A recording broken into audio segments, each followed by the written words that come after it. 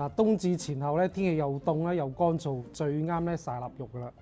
你睇曬臘肉幾靚，哇，好香喎，一啲油益味都冇喎。今日咧就買10斤實腩嚟嘅，再加咗一個豬頭皮、豬耳啊。嚇，好多粉絲啊想睇下曬臘肉點曬嘅。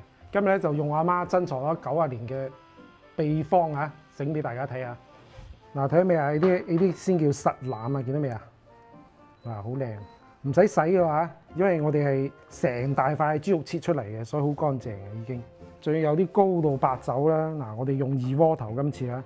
如果冇咧，用九江雙蒸都 OK 嘅，因為越度數越高咧，咁係越香嘅。咁整出嚟啲臘肉咧就特別香嘅。10斤腩肉放1/3碗鹽，撈完鹽之後咧，我哋開始落糖啦。呢度一碗糖大概200克左右嚇。嗱，我哋廣東人做啲臘肉咧，中意甜口嘅，你唔中意咁甜咧，就唔好放咁多糖啊。淨係得鹹味嘅臘肉咧，好鬼難食嘅嚇。有少少糖啦，咁樣可以中和啲鹹味，可以軟化啲肉質嘅。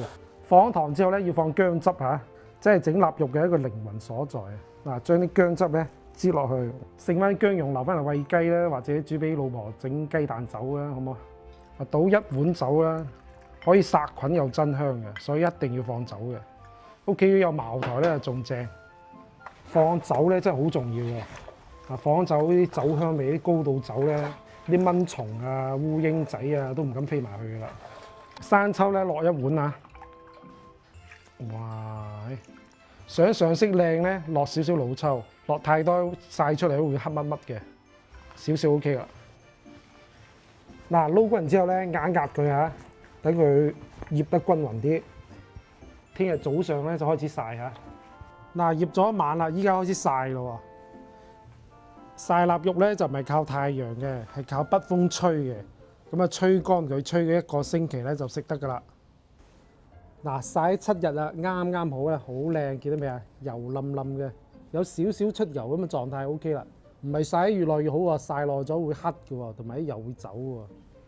再唔收咧就俾啲雀仔食晒啦。睇陽台啲雀仔好 Q 我。